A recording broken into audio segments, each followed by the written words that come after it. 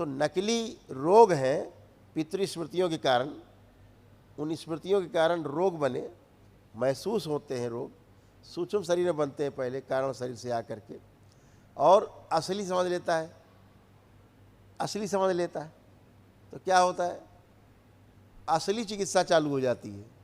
रोग है नहीं, महसूस हो रहे हैं रोग। जैसे अभी एक बच्चा बैठा मेरे सामने, अभी यहाँ बैठे मेरे सामने बैठे ऊपर, अभी ये भागते हुए आए घर के लोग साथ में, ये किडनी फेल हो गई है, अब पेशाब ही नहीं उतर रही है और पेट फूल रहा है, 4 लीटर पानी पी के पेट फूल रहा है। अभी बैठे सुन रहे हैं, सामने बैठे हैं मेरे बगल। तो क्या हो रहा है, अभी ये अस्पताल जाते, अभी डॉक्टर साहब इनको तुरंत कैथेटर डालते, पहले तो यूरिन नहीं पास हो रही। अब क्या है, यहाँ कुछ और क्रिया हुई है जिसको दरबार दिखा रहा है, देख रहे हैं हम लोग, कुछ और हुआ है जिसके कारण यूरिन नहीं पास हो रहा। सपोज जब जैसे जहाँ से पास होती है वो आपके पास है ही नहीं, सूक्ष्म में गायब है, अब आप कैसे करोगे पेशाब? अब डॉक्टर साहब कहाँ से लगाएंगे सूक्ष्म में? अभी स्थूल की सर्जरी तो प्रॉपर ठीक से कर नहीं पा रहे, सूक्ष्म में कहाँ से सर्जरी के, तो दरबार सूक्ष्म में सर्जरी करता है, सूक्ष्म में करके जोड़ता है, घटाता है, बढ़ाता है। अभी फर्स्ट क्लास बैठे, अभी उसके बाद भी करीब आधा, अब कह रहे कुछ है ही, अब कह रहे कुछ है ही, अब कह रहे कुछ है ही नहीं, खत्म खत्म। अभी तड़पते हुए आए थे, बार ठीक चल नहीं पा रहे थे, पसीना बंद।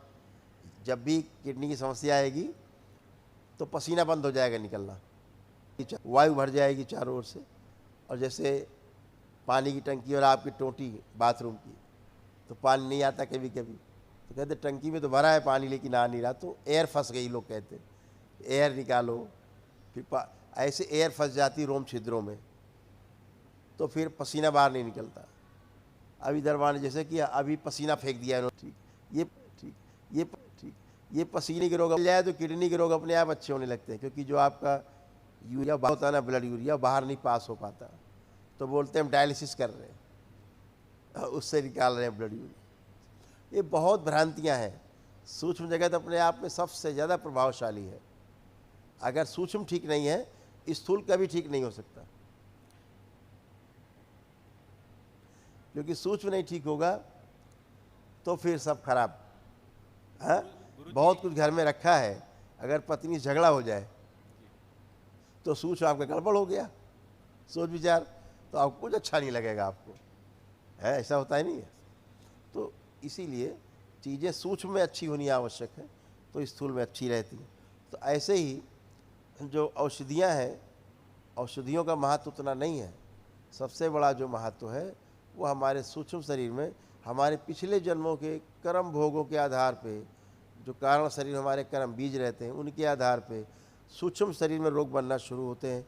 जब सूक्ष्म शरीर में रोग बनना शुरू होते हैं तो स्थूल में वही फील होने लगता है कि कष्ट हो रहा है, ठीक है। जैसे स्थूल में ब्रेन में कष्ट हो रहा है, चक्कर आते हैं, बहुत दर्द होता है, डॉक्टर साहब दवा देंगे, पेन किलर देंगे, फिर वैसे होने लगता है, जाता नहीं। तो क्या होता है, सूक्ष्म में ट्यूमर बनना शुरू हो गए हैं ब्रेन में, सूक्ष्म में ट्यूमर बन रहे हैं तो चक्कर आ रहा है, दर्द हो रहे हैं। लेकिन जब फिजिकली आप जाते हैं टेस्ट कराने, चेकअप कराने, इन्वेस्टिगेशन के लिए जाते हैं, तो वहाँ कुछ नहीं निकलता है। कहते साहब वो तो हमने CT स्कैन कराया था, सब कुछ है ही नहीं एकदम। लेकिन सूक्ष्म में रोग बन रहे हैं, धीरे धीरे धीरे धीरे धीरे मशीन पकड़ ही नहीं पाएगी। धीरे धीरे सूक्ष्म में जब पूरा बन जाएगा रोग, पूरा ट्यूमर कंप्लीट हो गया, अब वो स्थूल में धीरे धीरे बनना शुरू करेगा, तब जा करके मशीन पकड़ पाएगी कि हाँ ट्यूमर है। तो अगर उसको सूक्ष्म में ही नष्ट कर दिया जाए पहले ही, तो स्थूल में बन ही नहीं पाता। या अगर बन गया है स्थूल में और सूक्ष्म में तो बना हुआ है, तभी स्थूल में बना है, तो अगर सूक्ष्म में नष्ट कर दिया जाए, उसकी जड़ कट गई, तो धीरे धीरे स्थूल वाला भी अपने आप नष्ट हो जाता है, खत्म हो जाता है। हो गया ये कार हो गया, ये कार हो गया, ये चमन है, नहीं है विज्ञान है, वैदिक विज्ञान है, हम ऋषि मुनियों का, हमारे गुरुओं का दिया हुआ विज्ञान है। ऐसे है तो सब चीज़ें अच्छी हो सकती हैं, बशर्ते कि हमें अपने विज्ञान पर आस्था हो, विश्वास हो, श्रद्धा हो, हम वैसा कर पाएँ। आपने एक ही दिन की वैदिक प्रक्रिया करी, बच्चों का सब लोग अच्छे खड़े, जो स्मृतियाँ तो भी नष्ट हो गई, जो सूक्ष्म में असाध्य हैं वो भी चली जाएंगी, कल आप महावन करेंगे, ऐसे ही। तो आप सब अच्छे